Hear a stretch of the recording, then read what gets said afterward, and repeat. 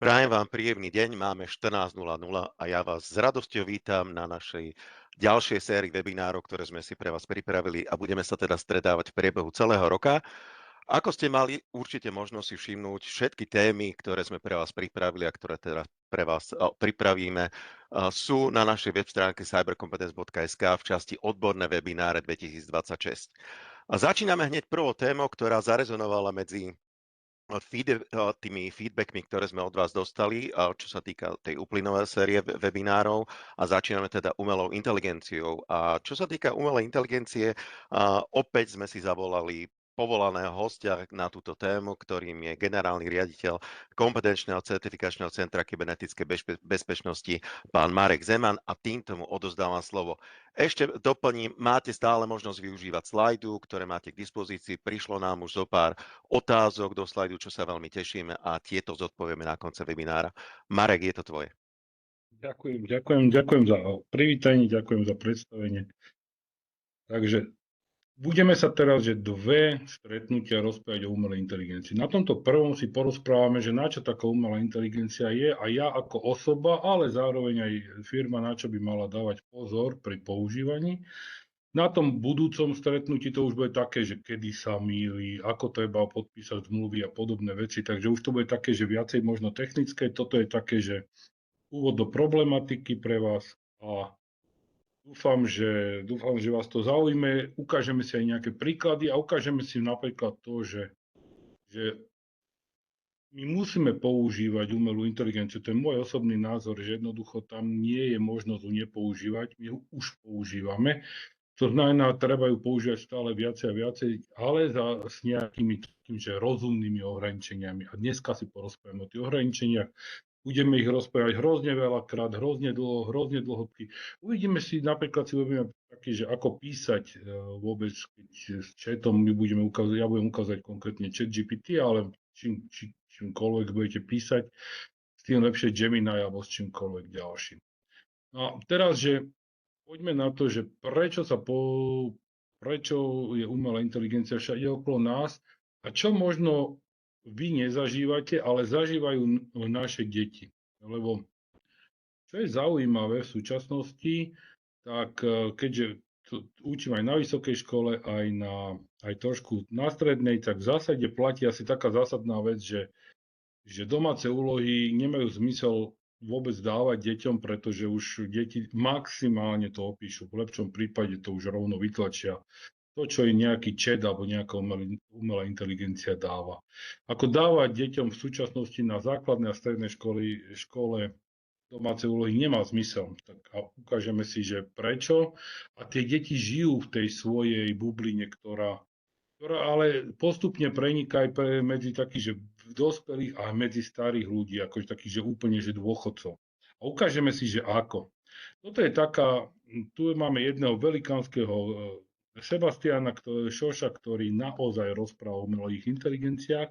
Ja som mu takto odfotil som si video, nebudem vám ho púšťať, ale že teraz si zoberte, že keď povieme zľava, hej, že koniec, že dostanete $1 000 000 ročne. Koniec Safari a Chrome, to znamená to, čo ja bežne napríklad používam na internet, tak to už nebude. Hej.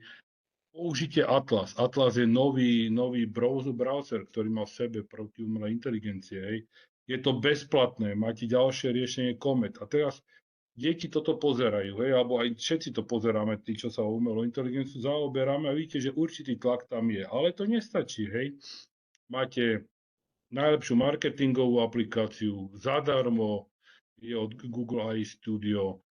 Gemini text-to-speech model je najlepší na svete. Notebook LM, keď to používate, vie spracovať 300 zdrojov naraz. Mixboard je neuveriteľne skvelá apka. To je ďalší jeden z tých velikánskych youtuberov, alebo teda, ktorý má silný kanál. Kamil má práve silný kanál na podporu umelej inteligencie a v tomto mladšia generácia žije. Možno aj vy používate niektoré z tých. Notebook LM je taká perfektná vec, keď potrebujete rýchlo sa dozvedieť, máte málo času, nejaký článok, taký ten článok tam dáte, tak ten systém vám to prerozpráva ako diskusiu. Normálne ako podcast vám z toho vie vygenerovať. Ja osobne ho používam, ale tí ostatní to majú že mladšia generácia odo mňa to má naozaj ako defaultnú súčasť seba. Poďme ďalej. Toto je ten Eturial je prvá skupina, ktorá hovorila dva príspevky mala aj o bezpečnosti.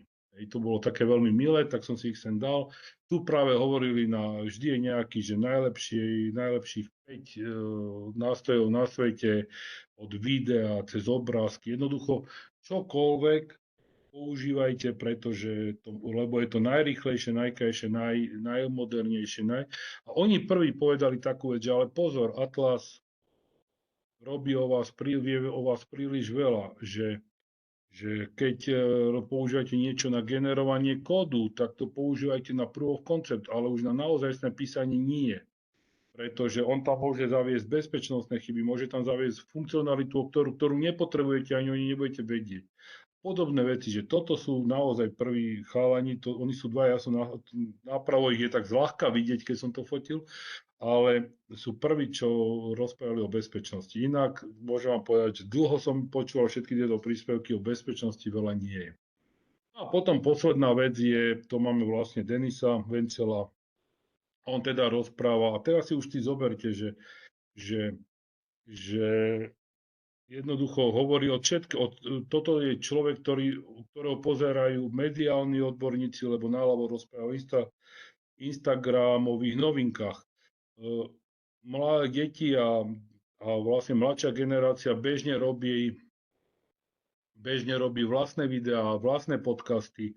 A tu už máte v strede napísané ako, tak máte titulky, tam máte captions a fotky Lightroom a podobné, že jednoducho už to tam máte napísané, že čo máte používať. A zároveň vám to aj rozbíja, že úplne napravo, že čo chcete, že môžete použiť jednoduchý nástroj, pokročilý nástroj, ale pokročilý znamená asi aj platený, že asi určite, keď vidím, aké sú tam veci. Jednoducho, to, čo vám chcem povedať, že umelá inteligencia, už sa jej nevyhneme. To je prvá vec. A samozrejme je perfektná vec, že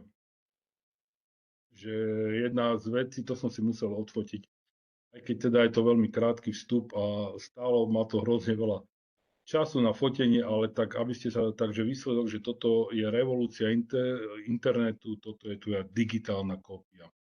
To je pravda. A poďme, dneska si budeme práve rozprávať o tej digitálnej kópii.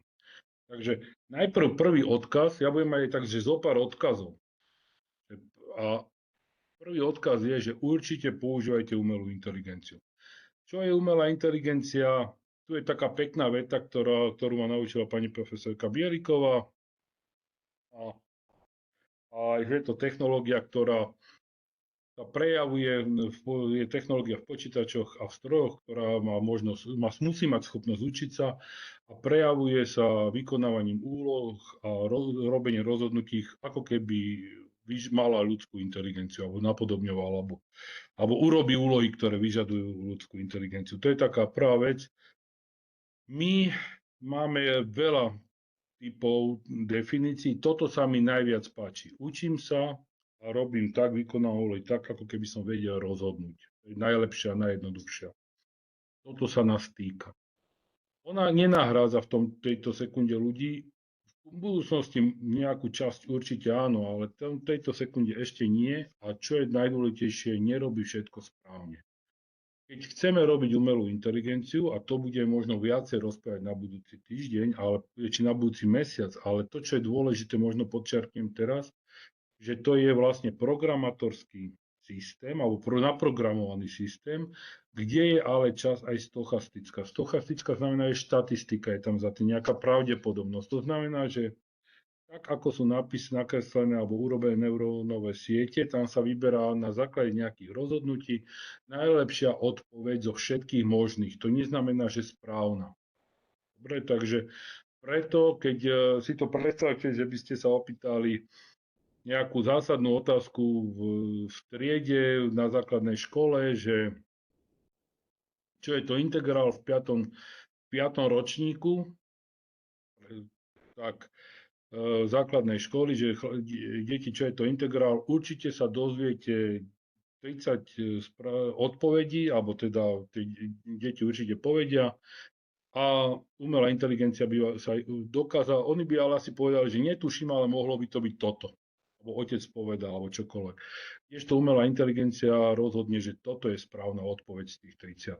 Takže aby ste si vedeli predstaviť, že v čom je ten maličký rozdiel. Výhoda umelej inteligencie v tom momente, ako je teraz, však znamená, že ona má že tie systémy sú tak vybudované, že majú strašne veľa odpovedí, extrémne veľa odpovedí na extrémne veľa otázok. To sú, že 700 miliard tém mávajú bežne v hlave.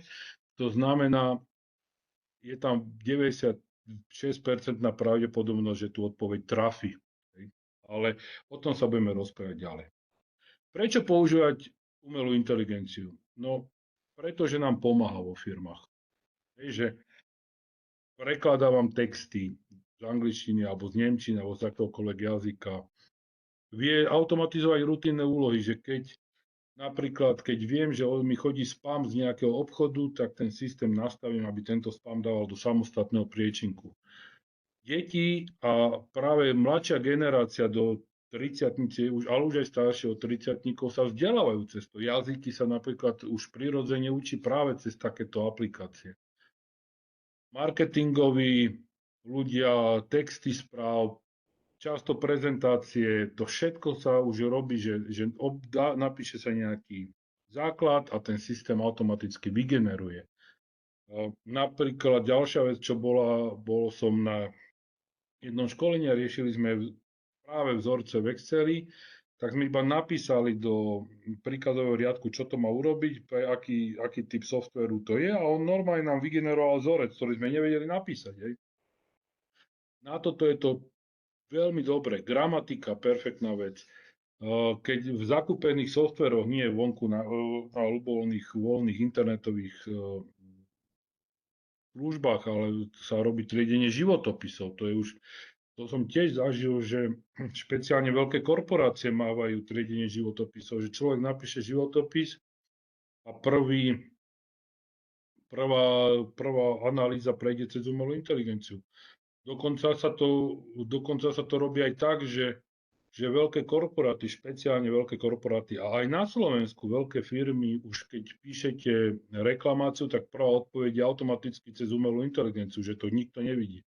Jednoducho oni, keď majú milióny zákazníkov, tak to nemajú šancu odpovedať toľko, lebo reklamácia pre nich môže byť čokoľvek, len to, že sa opýtate, alebo poviete, že máte špinavý bankomat, alebo špinavé, ja neviem čo, okno na autobuse, alebo čokoľvek, aj to je pre nich reklamácia, takže na toto musia odpovedať a musia zadať niekomu úlohu, aby už nebol špinavý. To znamená, toto vie urobiť systém automaticky a nepotrebuje to nikto čítať. Plánovanie trás, ak niekto išiel dneska autom a pustil navigáciu, tak tam sú hlboké neurónové siete. Ten výber algoritmicky určite nie je na nejakých trapných grafových algoritmoch, ako som sa to ja učil pred 30 rokmi. Potom bývajú také základné veci, že napríklad urobíte si nejaký nákres alebo výkres a potrebujete ho zjednodušiť, lebo jednak ho potrebujete dostať na stranu, jednak to budete vysvetľovať ľuďom, ktorí to už možno nepotrebujú do také hĺbky vedieť. V súčasnosti, keď si zoberiete tému, je úplne taký pekný príklad, tému, všetko, čo kúpite, alebo čo len vy kliknete niekde a zostáva vám cookies-och, tak spracuje a rovno vám podhadzuje, čo by ste mohli chcieť si kúpiť. Preto je taký presný, že preto vie tak presne to povedať, pretože oni nemajú možno úplne problém práve s tými zákonnými vecami, ako tam v tej krajine, odkiaľ tému pochádza, takže neriešia až toľko GDPR, takže spracovajú, čo chcú, ako chcú niekedy a ľahšie sa im predvída. Tak, ako som hovoril, je tam už tvorba videí, dokonca sa hovorí o tom, že možno časom niektoré filmy, také tie tie lacné, že úplne prejdú do témy, že sa budú už natáčať iba v umelej inteligencii. No a programátori to naozaj s obľubou používajú na tvorbu zdrojového kódu. To neznamená, že ja to odmietam niektoré z tohto. Ja vám chcem práve povedať, že naozaj to používame na dennej práci a keď niekto teraz povie, že ja nechcem používať umelú inteligenciu, tak by sa dostal do dobu spred 30 rokov. Takže do doby spred 30 rokov, tak to už asi nikto nechce. A jednak tam nebolo toľko tovaru a jednak aj to správanie bolo iné, takže možno to nechceme. Ale napríklad ako programátor, že keď som založil projekt, že som začal programovať v Java, tak ten projekt mi trval 2 dní. Naozaj, že 2 dní som robil, musel som mať veľkú analýzu, musel som vedieť, čo chcem a 2 dní to trvalo. Teraz napíšem do nejakého systému v GitHube, že čo chcem a on mi to vygeneruje asi za 10 minút. To znamená, za hodinu môžem začať programovať. 2 dní a hodina je rozdiel. Takže preto to vám to hovorím. Zároveň tie systémy sú také múdre, že ChatGPT má naozaj know-how až do úrovne vysokej školy. To znamená, všetky tie dáta sú tam. Takže dávať domáce úlohy reálne nemá zmysel. Lebo naozaj, to už tie dáta sú tam, dokonca majú tie niektoré systémy odbočky na výpočet vzorcov, takže on už vie počítať rozozná, že tam je matematický príklad a vypočíta ho. Dokonca je to už také namakané, že to rozozná, že keď mu odfotíte stránku z knihy, tak on to rovno vypočíta a nestará sa. Takže prečo je to také výhodné? Ešte raz a trošku inak, takže lebo vie vysvetliť iným spôsobom. Napríklad, syn sa učil nejaké vzťahy v dejepise, opýtal sa, ako to bolo medzi Spartou, Aténou a Perskou ríšou. Teraz dostal naozaj, že výcud ako keby z knihy odbornej a po 20 riadkoch sa stratil. Tak povedal, že napíš mi to jednoduchšie, napíš mi to na 5 riadkov, na 10 viet. Bolo. Ten systém z toho niečo vybral a on teraz pochopil, že aha, takéto sú vzťahy. Dobre, napíš mi to teraz na A4. Tak to napísal na A4 ten systém a zase pochopil viacej a takto sa dostalo, že od jednoduchších až po zložitý termín a nakoniec dostal vynikajúcu známku. Takže malo to zmysel, ale už to nie je také, dobre, musíš tým interagovať, ale každý, keď sa chce niečo robiť, musí interagovať, takže už to tak je. Zároveň s formuláciou, keď chcete napísať list oficiálny na žiadosť o dotáciu priamo ministrovi školstva, nikdy ste to nenapísali, no tak napíšete, že napíš mi žiadosť o dotáciu priamo ministrovi školstva oficiálnym spôsobom, bla, bla, bla. On jednoducho vám niečo vygeneruje. Nehovorím, že dobre, ale už tým pádom máte predstavu, čo to má byť.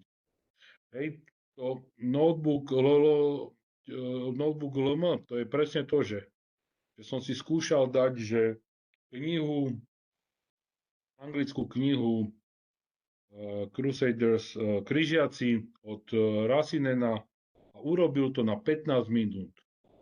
Ako dobre, možno niektoré veci vynechal, lebo ja tú knihu dobre poznám, ale už viete, že zrazu, že z toho, že mal som v ruke knihu, ktorá mala 500 strán a vedel som, že je o križiakoch a zrazu viem, o čom sú kapitoly, to je veľký skok. A nemusel som to nikde hľadať, nemusel som nič robiť, jednoducho som to len nauploadol a čakal som asi 10 minút na to, aby to spracoval. Potom sú rôzne veci, hej, a jeden príklad si ukážeme, že generovať nápady, projekty, otázky a príklady. To si povieme za chvíľku. No a potom, úplne veľmi krásna vec, čo je taká nová, čo som zachytil vlastne tento rok, je, že trénuje sa tam porozumenie, že jednoducho si poviete, dohodnete sa s tým chatom, napíšete mu to, ako si za chvíľku si ukážeme a poviete, že nech sa vás pýta otázky prečo na konkrétnu tému. On teraz vám bude dávať otázky, vy mu odpoviete a on zhodnotí, že či to je dobré alebo zlé. Takže celé dobre. Teda keď o tom rozprávame, čo to znamená to, čo sme si rozprávali? Že ako písať taký prompt? Lebo to, čo píšete, že urob mi niečo, to je vlastne prompt po anglicky. A sú také odporúčania, Nastavím si rolu, že kto som. Som študent, píšem diplomovú prácu, napríklad. Zadám mu nejaký príkaz, napíš mi list tomu ministrovi, tu sú údaje, ktoré potrebujem dať, napríklad, že chcem dotáciu z nejakého typu projektu tomu a tomuto roku, na budúci rok a chcem, ja neviem čo, napísať novú knihu. Potom si poviem, že aký kontext, to znamená, že akým štýlom, že či to má byť odborný štýl, oficiálny, ale on vie aj také, a práve som si na to dal pozor, to tam bolo napísať, že píš korporátnym štýlom. To nie je oficiálny štýl, žiaden, to je, jednoducho to je, že v komunite použitý termín, jednoduchý komunitný, on rozumie týmto komunitným štýlom. Napoviete si tón. Má to byť jasne, oficiálne, stroho, prísno, milo, odlizavo. To je jedno, čo tam napíšete, to bude. Potom, že čo bude výstup, že urob mi list, prezentáciu, e-mail, knihu, čokoľvek. To je jedno, si napíšte, čo potrebujete. A keď máte príklad, takže napríklad u nás sa píše takto. Že na základe tohto príkladu. A čo nechcete, aby to robilo? Tak čo ja viem, nechcem, aby to bolo všeobecné. Nechcem, aby sa tam písalo, aby tam bolo spomenuté slovo bio. Alebo práve chcem, aby sa tam používalo bio. Jednoducho toto bude ten prompt. A tým pádom mám jasný a jednoznačný odkaz, čo systém má robiť. Tu je taký príklad, že ja som rozpísal tie úlohy. Náľavo je také, že vysvetlenie, ale to, čo som zadal, je to, čo je vlastne, že som študent 4. ročníka, chcem pripraviť zadanie diplomovej práce, návrh je určený na schválenie pre profesorov vysokej školy technickej, napíš to oficiálnym tónom na 15 riadkov a diplomová práca sa bude týkať tohto. A doplň mi tam aj časť o umelej inteligencii. Ja neviem, čo to znamená. To znamená, že som si napísal, čo mi tam doplň. A on z toho napísal takúto peknú vec. To znamená, povie, že ešte dôležité je, že napíšeme, že oficiálne zadanie som žiadal a už máme cieľom diplomovej práce, súčasť diplomovej práce a v záverečnej časti bude skúmané využitie umelej inteligencie pri zvyšovaní bezpečnosti automobilových systémov. Nechcel som dať príklad zo korporátneho života alebo z takého normálneho života organizácie, lebo toto si treba vyskúšať, treba si to odžiť, video budete mať v dispozícii, viete si túto časť nájsť a viete to napísať svojím štýlom. Dôležité je týchto 7 bodov nejako implementovať, nejako použiť a potom aj tento príklad si môžete vyskúšať a budete mať výsledok. Čo? Ale prečo o tom rozprávame, však ja hovorím samé pozitívne veci. Prečo o tom rozprávame v súčasnosti na pôde kompetenčného centra kybernetickej bezpečnosti? No pretože to je vážna vec. Akože budeme sa na to pozerať z dvoch pohľadov. A budeme sa k tomuto slajdu niekoľkokrát vrácať až do konca prezentácie, takže je toho dosť, ale na čo si musíte dávať pozor? Teraz ako ľudia, ako čokoľvek, je používanie falošných AI modelov. Lebo existujú teraz útočníci, ktorí nazvú napríklad Gemini Pro alebo akokoľvek stránku a vy tam čokoľvek napíšete a oni si tie dáta ukladajú a používajú spôsobom, ktorý možno nechcete. Alebo jednoducho vám zároveň dajú nainštalovať nejaké dobré rozšírenie, čo je vlastne vírus. Zároveň, na čo si musíme dávať pozor, je, že aké informácie vkladáme do toho modelu. Ak ste si všimli, ja som aj v tých príkladoch nepoužil nič o sebe. Povedal som, že som študent 4. ročníka, to je najviac. Práve preto, lebo je to aj jedna otázka v slajdu, ktorá prišla, že komu vlastne čo patrí. Lebo to závisí od typu licencie, ktorú má od tej Open licencie, ktorú pri používaní vlastne automaticky schvaľujete, čo sa s tým robí. Niektoré systémy, to, čo napíšete, je ich. To znamená, keď dáte, že na základe tohto mi urob e-mail, tak na základe tohto aj to, čo napíšete, je všetko patrí už tej organizácii. Niektoré sú také zlaté, ktoré povedia, že to zadanie, aj tie dáta, ktoré použijete, sú vaše, ale výstupy sú ich. To znamená, že informácie, ktoré boli vygenerované na základe vášho know-how a na základe vašich dát vám nepatria.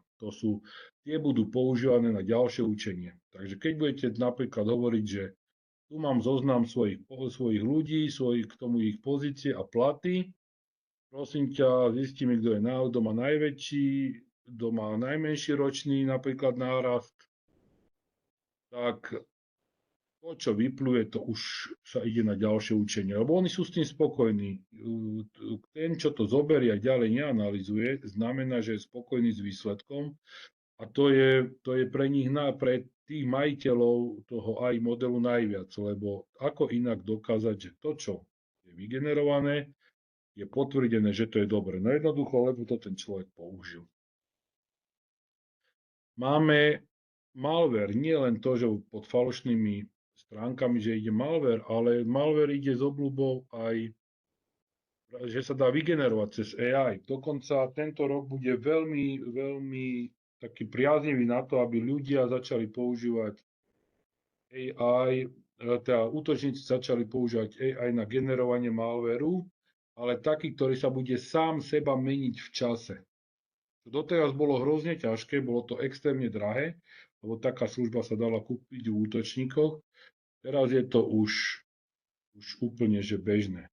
Ďalšia vec, čo je taká novinka a na čo si treba dávať pozor je, ak chodíte po stránkach, určite ste videli, ako známe osobnosti, prezident alebo kdokoľvek hovorí, ako zbohatli, na čom zbohatli a kde treba investovať. To je úplne bežná vec. V útokoch je to zneužitie modelu, lebo keď útočník generuje takýto obsah, tak ten systém väčšinou nemá analýzu, že toto je známa osobnosť, lebo nemá všetkých známe osobnosti na svete v pamäti a keď, tak minimálne sa orientuje na úplne iné štáty ako Slovensko. A môže sa to také stať. Môže halucinovať, môže povedať, že čo ja viem, ako kedy na vojne bola taká veta, že samopál sa skladá zo 4 častí, sú to tieto 3, hlaveň a pážba. No tak takto to môže on úplne halucinovať, že môže sa stať, že vám keď dať vymenovať, z čoho sa niečo skladá, bude tam 10 vecí, ale reálne viete, sú to 2. Alebo naopak, budú tam 2 a viete, že ich je 10. No a veľmi nebezpečné v súčasnosti je vyvolanie škodlivých výsledkov. Že jednoducho vám útočník zabezpečí, aby ste mali zlú odpoveď a vy jej verili.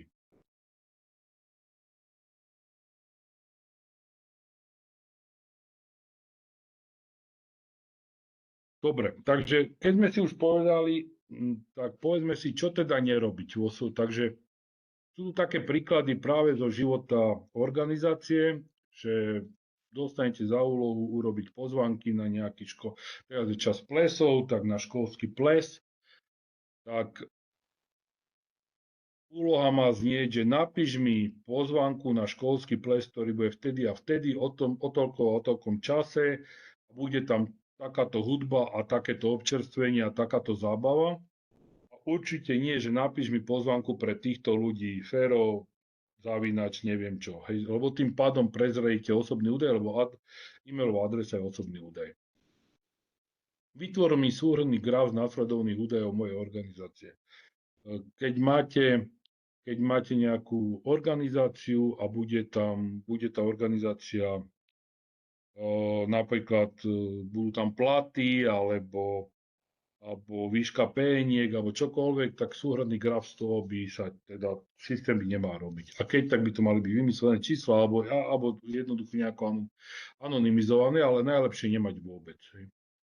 Alebo napríklad jeden veľký útok bol v zahraničí taký, že jednoducho ľudia z finančnej spoločnosti svoje finančné zisky upratovali v AI systéme a prišla konkurencia a opýtala sa, že počúvaj milý AI systém, povedz mi, čo z tejto firmy, aké dáta do teba vložili. A ten AI systém to vykladol a vlastne ukázal, že celé portfólio, kde bude, aj dokonca aj to, kde budú mať len uložené tie dáta, peniaze, kde len plánujú investovať do budúcna.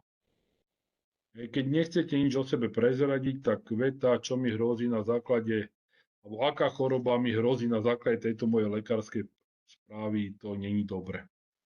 Aj keď práve na Slovensku podľa prieskumu najviac používaniu práve chatu GPT je s týmto, že ľudia snažia si vysvetliť svoje lekárske správy. Len to treba si uvedomiť, ako to celé funguje, že ten systém, vždy keď robíte s umelou inteligenciou, vy zanechávate stopu nejakú digitálnu. Keď dáte mena ľudí, alebo adresy ľudí, alebo priame čísla zo svojej organizácie, tam je stopa na tú organizáciu. Ale aj to, čo vy robíte, a systémy sú nastavené tak, aj to sa ukladá. To znamená, systémy sú nakladané tak, že oni zbierajú. Oni nevedia, že ja som Marek Zeman na začiatku. Oni si vedia, že nakupujem, ja neviem, šaty, nakupujem baterky, nakupujem neviem čo, chodím na fórum a hovorím o tomto a o tomto. A tak ďalej. Toto si všetko pamätajú, ale oni nevedia, že ako sa oni majú pod nejakým dlhým číslom. V určitej chvíli, keď náhodou si nedám pozor a niekde zadám svoje meno, už vedia, že som Marek. Keď si dám napríklad, že si kúpim z nejakého fóra, že pošlem adresu, lebo mi pošle niekto nejaký model, ktorý sa nedá zohnať a sme sa dohodli, tak automaticky vedia moju adresu. A už takto z obyčajného čísla sa stávam živý tvor. No, samozrejme, ešte je tu taká veľká vec, ktorú by som ja chcel podčiarknuť, a to je téma útokov takých iných, a to je, že zatiaľ to nie je až také dokonalé, ale do budúcnosti to bude. Ak si pamätáte, čo sme učili pred 5 rokmi, tak sme učili, že keď vám príde e-mail, identifikácia, že je phishingový, jedna z tých identifikácií je, že sú tam chyby v slovenčine. V súčasnosti e-maily s phishingom generujú rôzne AI chaty, tie chyby veľmi nerobia. To znamená, že niekedy je to práve už pomaličky bude, že ak tam nie je preklep, tak je to robot. Ale čo ešte stále je, že keď niekto s vami rozpráva a seká, alebo dlho mu to trvá aj v pohybe, aj v rozprávaní, tak ako som to robil teraz ja, tak túto komunikáciu by som už neprisudzoval chybnej prenosovej rýchlosti a telekomunikačnému operátorovi. Je to naozaj problém toho, že môžete rozprávať so syntetizátorom. To znamená, že ja napíšem, že pozdrav, dobrý deň, a syntetizátor povie dobrý deň, potom napíšem, ako sa voláte, ale medzi tým musím vždy písať, musím niečo urobiť, takže bude dobrý deň, ako sa voláte. Samozrejme, môžem to mať pripravené tak, aby ste vždy niečo vy odpovedali, alebo že čakám na vašu odpoveď, ale to dlho nevydržím, to mi nápady dojdú pomerne rýchlo. To znamená, že počase zistíte, že ten človek na druhej, alebo to, s kým telefonujete, na druhej strane seka, alebo už aj to nie je úplne pravda, že má monotónny hlas. To sa robí tak, že sa robia buď krátke vety, alebo sa kúpi drahší model, ktorý vie modulovať hlas, ale sekanie zatiaľ je, pretože ten systém vy napíšete, ten útočník musí vypočuť si odpoveď, či vypočuť si otázku, napísať odpoveď a program to musí prepočítať do toho hlasu, takže to chvíľku trvá, aj video takisto seka. Môže tam mať nejaké vložky, že povie, že vydáte otázku a odpoviem, že toto mi nenapadlo. Zatiaľ napíšem tú otázku, ale aj keď už 6-krát poviem toto mi nenapadlo, tak to by ste asi aj v normálnom živote každý povedali, že toto sa niečo deje. A práve to, čo vám ja hovorím, je, že už dosť často musí človek pri rozoznaní útoku rozmýšľať, či je to normálne, čo sa deje na druhej strane. Hej, tu som si dovolil takú peknú ukážku, že keď keď môžem sa opýtať tých niektorých systémov, sú tam systémy, ktoré sú perfektné na prehľadávanie webu, že okolo môjho domu na Uhrinovej 12, kde sa dajú kúpiť nové vložky do zámkov. Tak je asi jasné, že môj dom na Uhrinovej 12 má problém s vložkami do zámkov. Prezradil som o seba toho veľa. Alebo druhá ešte krajšia téma je, že akou cestou mám bezpečne zaniesť 10 miliónov eur do týchto bankových troch pobočiek zajtra. Ideálne o 10.00 alebo o koľkej. A keďže som predtým povedal, že Uhrinová 12, tak jasne, kde ma budú si môcť čakať. No a alebo potom veľmi pekný vzorec, to sa stalo tiež na západe, keď člen oddelenia ľudských zdrojov napísal požiadavku do Excelu, že tu mám platy mojich zamestnancov, potrebujem ich znížiť od marca o 20%. Urob mi ten vzorec. Takže tým pádom prezradil, že čo sa stane konkrétnej organizácii. Dobre, takže na toto si dávajte pozor. Prečo mi to neblíka? Dobre, už to je. A keby sme to mali zhrnúť, tak nezadávajte nikdy firemné údaje. Nikdy. Nezadávajte osobné údaje do takýchto aplikácií, do voľne prístupných aplikácií na webe. Nezadávajte procesné údaje. Veľmi dôležité sú aj procesné údaje. To znamená, keď napríklad chcete, aby nejaký proces bol tajný, ja neviem čo, ako sa dávajú hypotéky v banke, alebo ako sa schváľujú noví klienti, alebo ako odpovedáte na požiadavky alebo ako sa odmietávajú cudzinci, alebo ja neviem čo, všetko, čo nechcete, aby bolo vonku, tak vydané na pospas osudu všetkým ľuďom, tak to tam nezadávaj. A ja mám taký jeden, budeš aj do pár odkazov, tak prvý odkaz je, že iba to, čo môže zverejniť, to zadávaj do voľne prístupnej AI. Firmy to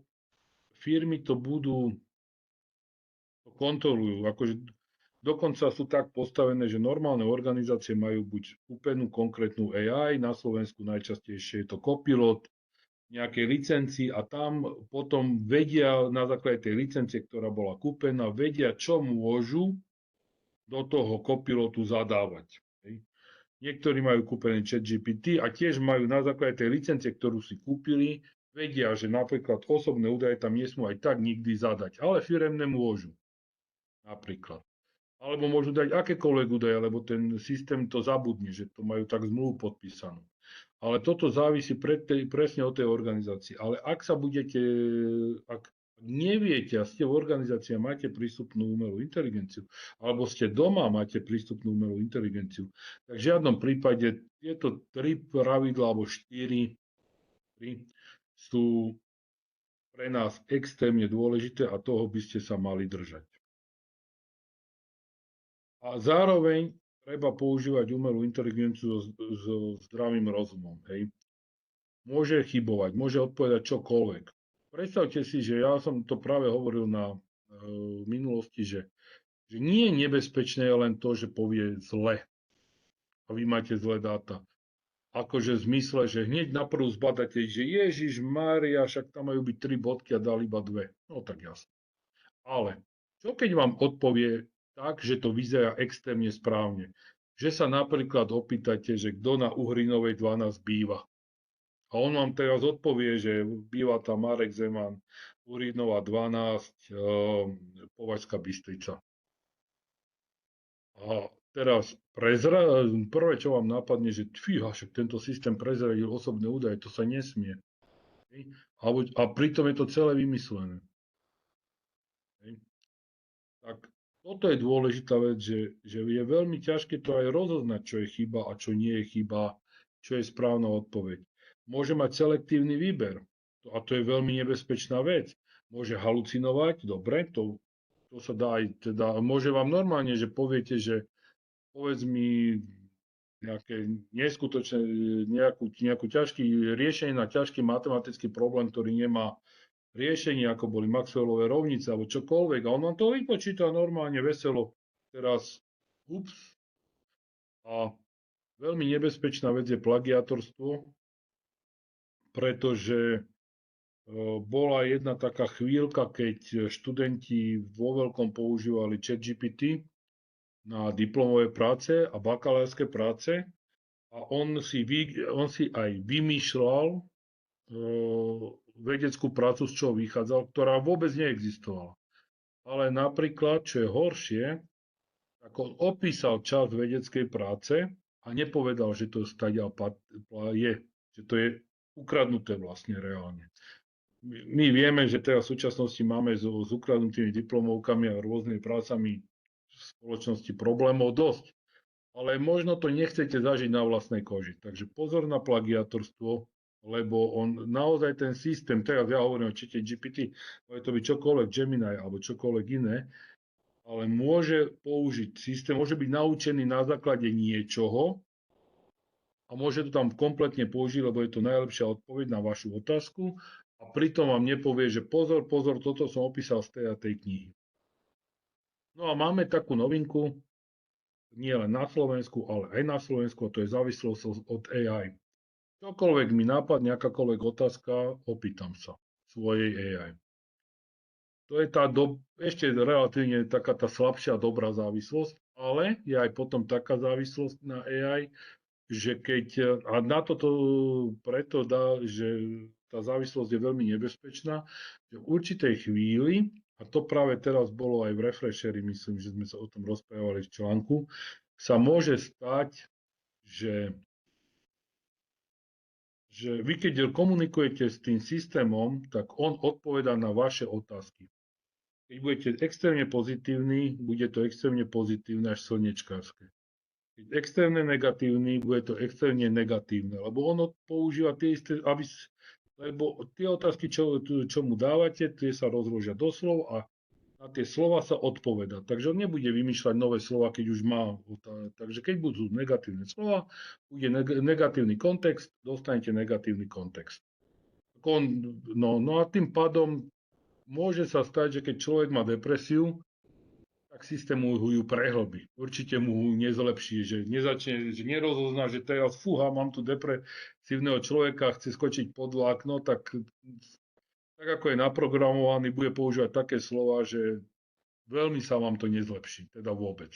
A máme aj také príklady, že človek, ktorý bol depresí, mal na základe odpovedí naozaj pod ten vlak skočil. Takže pozor na závislosť práve na tom, že aby ste sa nedostali do takého kolečka, že verím všetkému, čo vidím, používam všetko, čo vidím a už nerozoznávam ani halucinácie a už ani kontext. Dôležité je, že mám odpoveď a môžem sa stávať stále nešťastnejší.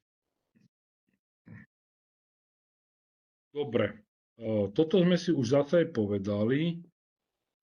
Ja som si tu napísal, že treba sa pýtať, že len schválené firemné nástroje a ak tak používate iné, tak potom musíte použiť tie, ktoré sú buď schválené, alebo potom dať, že žiadne osobné údaje, žiadne firemné údaje a žiadne procesné údaje.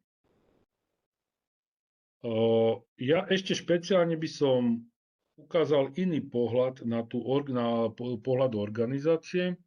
A to je také, že pozor máme aj príklady používania právnych názorov, ktoré boli vygenerované cez ChatGPT a potom sa vám môže stať, alebo teda cez inú AI, ktorá vie komunikovať, že tá AI, ona úplne nesleduje slovenský právny systém dopodrobná a v to, že použije aj staré zákony alebo vyhlášky, je ten menší problém.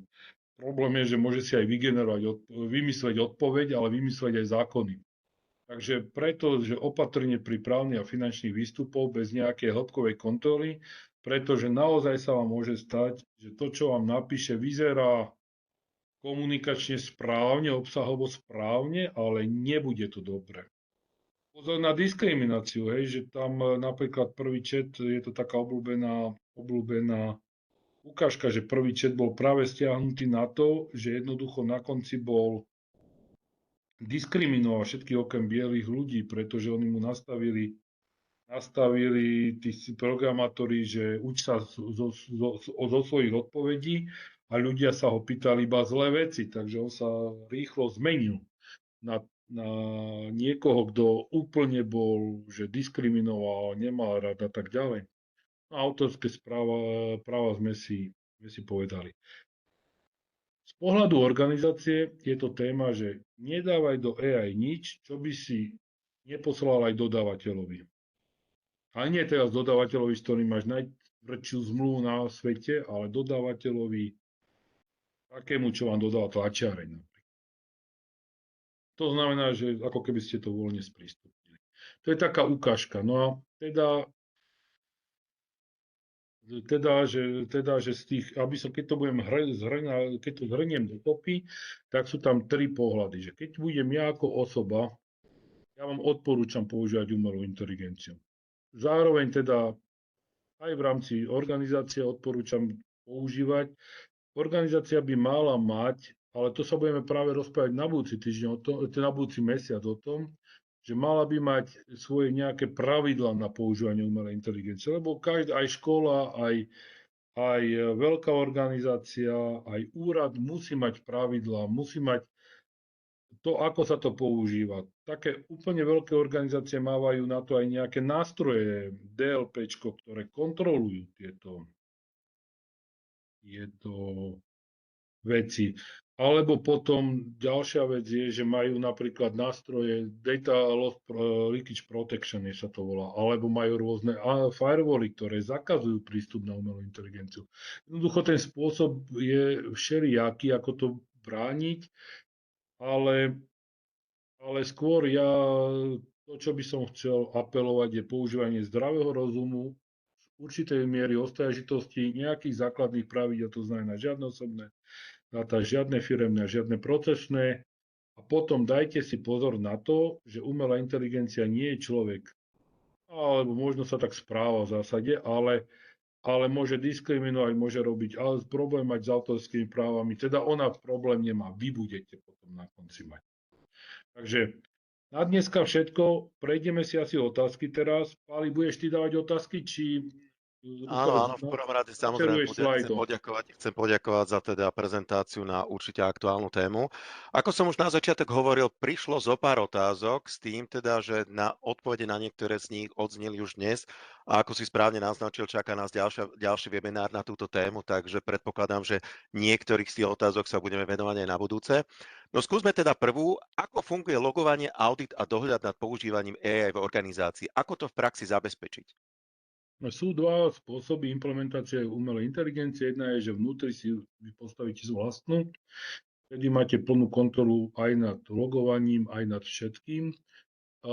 Práve ten druhý spôsob je, že si prenajmete nejakú a tamto je už potom na základe zmluvy a na základe toho, čo si dohodnete a čo máte v tej zmluve za tie peniaze prístupné.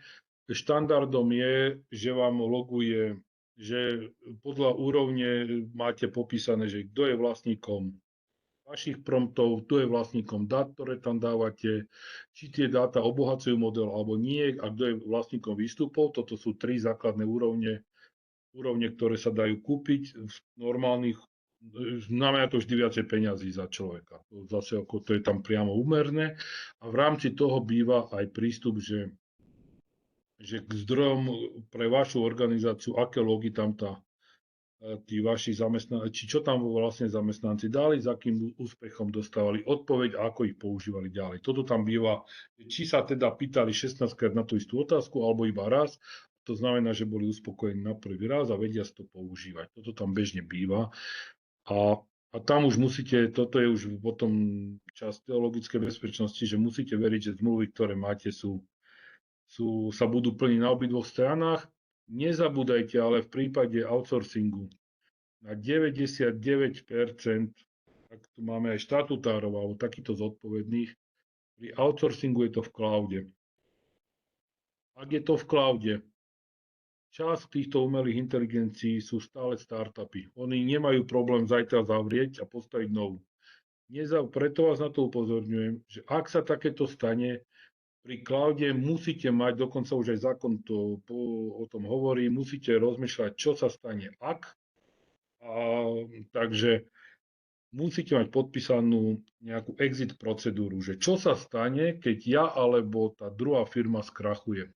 Píše to vždy tá druhá firma, vy to podpisujete, nikdy to nie je úplne zadarmo, ale potom vás to zachráni v tom prípade, keby sa tej cudzej firme niečo stalo.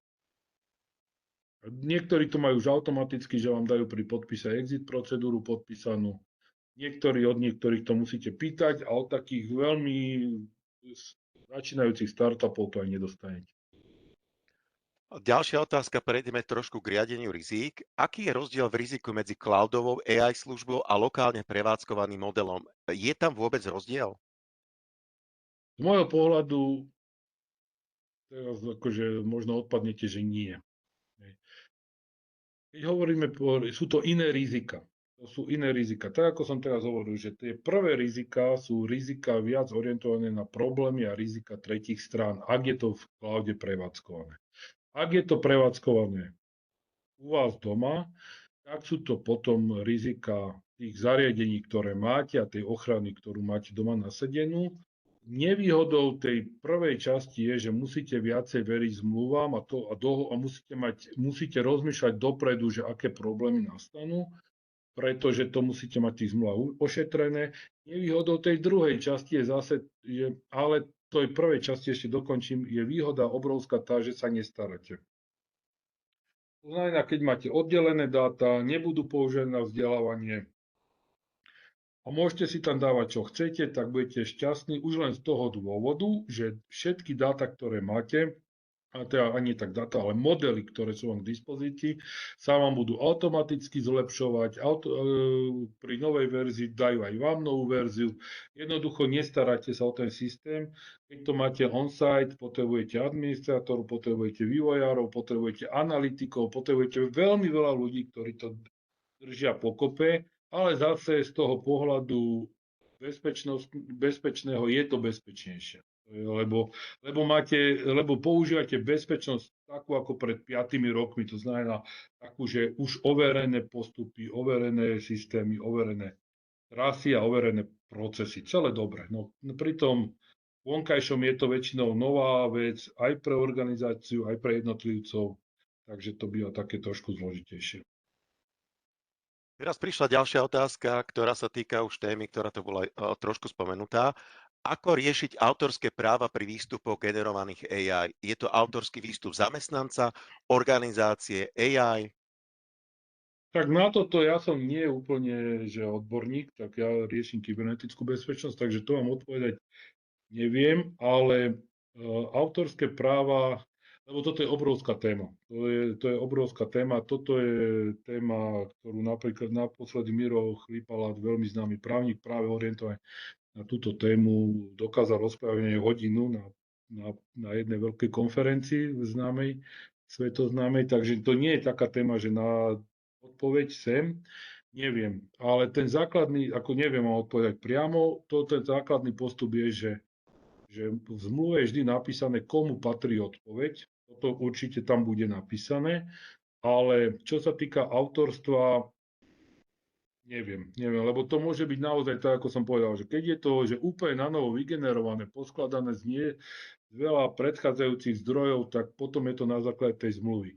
Ale keďže ten systém halucinuje, môže sa stať, že vám normálne opíše čas knihy a potom by to bolo to autorstvo až úplne prenesené na toho autora tej knihy.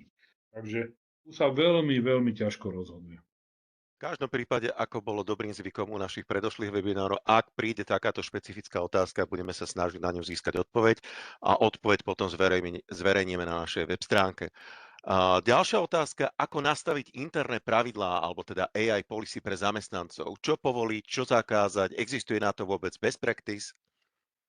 Na toto v súčasnosti best practice sa ešte len tvorí. Toto nie je, nie je to taká téma, ktorá je, že už že je to pole vzorané a pripravené, je to ešte pole neorané, pretože jednak sa nám umelá inteligencia a vôbec tie systémy objavujú ako huby po daždi, stále sú špecifickejšie Ja som rozprával o čete GPT, čo je vlastne systém, ktorý je strašne otvorený. Ako tam obľúbený vtip, môžete sa o čokoľvek opýtať, on vám čokoľvek odpovie. Ale on vie urobiť aj veci, ktoré sú úplne, že prezentácia, neviem čo všetko, hej, grafy, čokoľvek. Ale najnovšie už stále viac idú do popredia špecifické na jednu konkrétnu vec umelej inteligencie, to znamená, tie modely sú ladené napríklad na vytvorenie obrázkov, na napríklad na robenie finančných ukazovateľov. Jednoducho na to, čo tá firma v čom je dobrá, kde má analytikov, na to sa zameriavajú. Takže zatiaľ je to také veľmi pole neorané. Ja osobne, keď môžem odporúčiť, tak odporúčim, že niekoľko vecí. Že prvá vec je, že treba podporovať svojich zamestnancov používať umelé inteligencie. Zároveň by mala mať organizácia zoznam takých, že kvázi odporúčaných, ktoré niekto preverí, že o čom to je. A tam potom napríklad tak, ako som ja vám ukázal, tak mať, že si vyberete konkrétnu umelú inteligenciu a naučiť ľudí robiť prompty. Že aby vedeli, ako sa majú dopytovať. To je taká, že pre najlacnejší spôsob a ideálne by bolo aj nejako kontrolovať do budúcna, že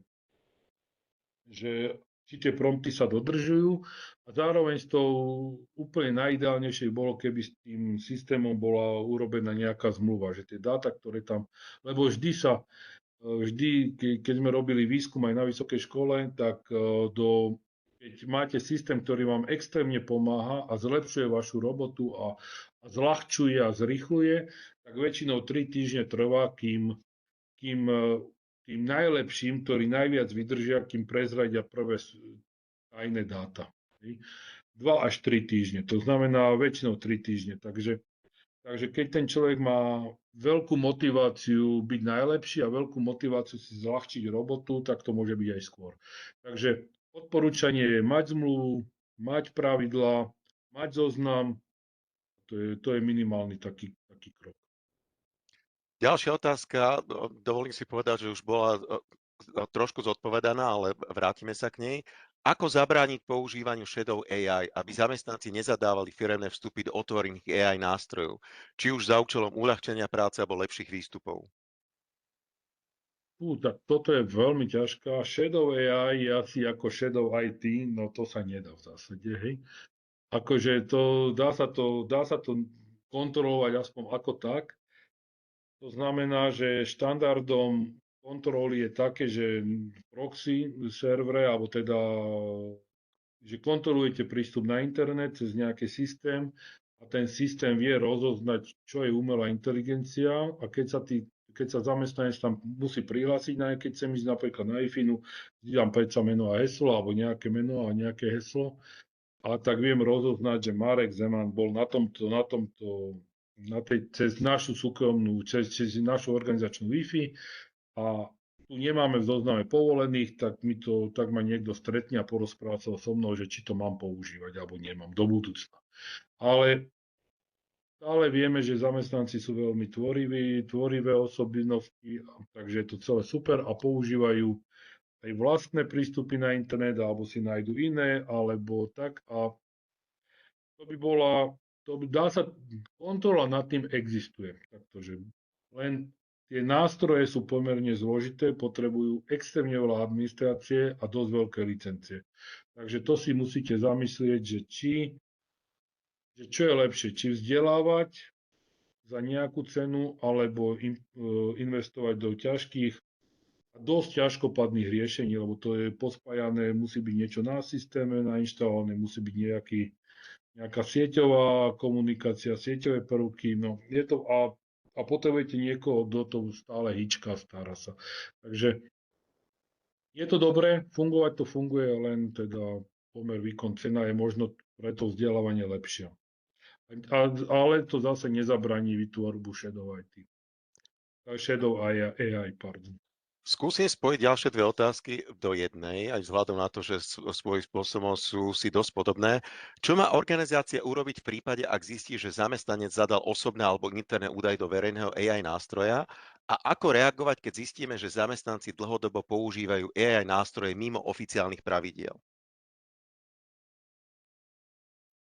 To druhé je pomerne jednoduché, lebo tam to, keď to používajú mimo oficiálnych pravidel, tak buď potom nastane, že či mám možnosť ich zakázať, keď to mám možnosť zakázať, a že napríklad všetci musia ísť aj tak iba cez organizačnú Wi-Fi konkrétnej organizácie a nevedia to obísť, tak sa to zakáže a hotovo. To by bolo také, že priamočiare plus určitá komunikácia a vzdelávanie na mieste.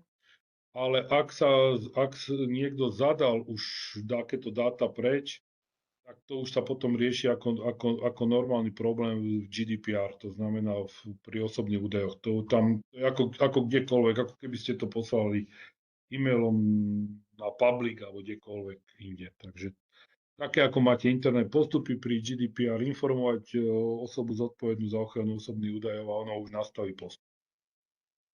Blížime sa ku koncu, čo sa týka otázok. Ako si vie malá firma s veľmi obmedzeným rozpočtom, ktorá funguje ako subdodávateľ veľkých firiem, ošetriť rizika spojené s AI? No o tomto budeme rozprávať na budúci týždeň viacej, takže to by som nehal ako teaser, že prihláste sa na budúci týždeň. Všetko sa dá urobiť a zase si je to teda dvomi spôsobmi alebo tromi. Jedno je technickým, jedno je organizačným a druhé organizačné a tretie je vzdelávanie. Ale toto už necháme na budúci týždeň, takže ak vás to zaujíma, prihláste sa na budúci týždeň, na budúci mesiac. Prihláste sa na budúci mesiac. S tým, že tá posledná otázka predpokladám bude rovnako smerovať na ten ďalší webinár. Ako si vie organizácia overiť mieru ochrany údajov, ktorú jej poskytuje konkrétny predplatený balík, AI služby a podľa toho upraviť internú politiku? Čiže predpokladám, že o tomto tiež budeme hovoriť na ten ďalší webinár. To budeme rozprávať na budúci raz, ale sú dva spôsoby. Prvý spôsob je, že to je v zmluve presne napísané. Ak chceme overiť to, čo je v zmluve napísané, tak vyžiadame taký ten jednoduchý spôsob, je, že vyžiadame si audit alebo výsledok auditu od renomovanej auditnej spoločnosti, čo tieto firmy automaticky majú a vedia ich poskytnúť. A druhá téma je, že ak máte väčší záujem a máte takú možnosť, viete aj poslať auditorskú spoločnosť na konkrétnu, aby vyriešili konkrétne auditorské otázky, tie, čo vás zaujímajú. Teda nemali by to byť hociaké, ale vy by ste ich mali vedieť nejako namodulovať. Akurát toto bývajú už platené služby, tieto posledné, že oni to umožňujú, ale vám povedia, že v akom rozsahu a kedy a to a vyberte si z týchto troch spoločností a naviac je to v Amerike. Takže toto sú extrémne drahé veci, preto sú firmy spokojné alebo uspokojené väčšinou tým, že tie AI prevádzkovateľia a sprostredkovateľia majú už rovno pripravené tieto typy auditov a penetračných testov a je to bežné, že si to firmy, ktoré používajú ich služby, pýtajú. Nie je to, že tajné. Dokonca, keď sme už hovorili Copilot, tak na toto je tá firma automaticky pripravená a vie vám poskytnúť, je to, hľadám, 2 CDčka obrovské dát, to sú, že veľa je tu naozaj veľa je tých dokumentov, ako to auditovali, čo sa s dátami robí. Nehovorím, že sa všetko dozviete, na všetky otázky dostanete odpoveď, ale dostanete dostatočne veľa dát na to. A tým sme zodpovedali všetky otázky, ktoré nám prišli do slajdu. Chcem poďakovať Markovi Zemanovi, generálnemu riaditeľovi kompetenčného certifikačného centra kybernetickej bezpečnosti. Posledné ešte informácie pre vás sú, ak sa chcete prihlásiť teda na ďalšie webináre, sledujte našu web stránku a sledujte naše sociálne siete. S tým teda, že o mesiac pokračujeme v téme umelej inteligencie na tému umelá inteligencia bez ilúzií, rizika a chyby v praxi, čiže predpokladám, že pôjdeme teda ešte do väčšej a technickejšej hĺbky. Ak chceš to, Marek, ešte niečo povedať bližšie, možno zaujať našich poslucháčov, že čo chcú, alebo čo teda ich môže čakať o ten mesiac? To, čo budeme od mesiac rozprávať, je práve téma, prečo vznikajú chyby v umelej inteligencii, ako sa im brániť, ako implementovať nejakú základnú ochranu, aké typy ochran tam je, budeme sa rozprávať aj a potom sa budeme rozprávať v poslednej fáze práve o tých požiadavkách zmluvných, ktoré je potrebné implementovať a na ktoré treba myslieť. A keď sa to nepodarí do zmluv dostať, tak ako vytvoriť nad tým riadenie rizik. Prejdeme si to také celé. Je to na hodinu, bude to dosť dlhé a bude to dosť technické, ale práve sa dozviete úplne od toho začiatku, ako to funguje vnútorne, vnútri tie systémy. Práve budeme rozprávať o systémoch tie, ktoré sú k dispozícii. To znamená, nebudeme rozprávať o nejakých neuromorfných počítačov alebo niečo podobné, ale budeme rozprávať práve o čete GPT a všetkých Gemini a všetkých týchto Leonardo AI a podobných veciach. Skôr tak, aby to bolo pre nás uchopiteľné, porozprávame sa o tom, ako to funguje, aké to má chyby, ako sa tým chybám brániť, čo sa všetko dá robiť z pohľadu organizácie, ale aj z pohľadu nejakej technických vecí. A potom prejdeme ďalej a nakoniec skončíme pri riadení rizik, čo je pre nás veľmi dôležitá časť v kybernetickej bezpečnosti. Takže ak vás táto téma zaujala, dávam do pozornosti dátum 10.2. Upozorním na jednu ľahkú zmenu z organizačných dôvodov. Bude začiatok webináru o 10. hodine, čiže nie o 14. ako ste zvyknutí, ale o 10. hodine. Ja ešte raz ďakujem veľmi pekne všetkým, ktorí sa zúčastnili dnešného webináru. Ďakujeme opäť Markovi Zemanovi a prajeme vám príjemný deň. Pekný deň, majte sa.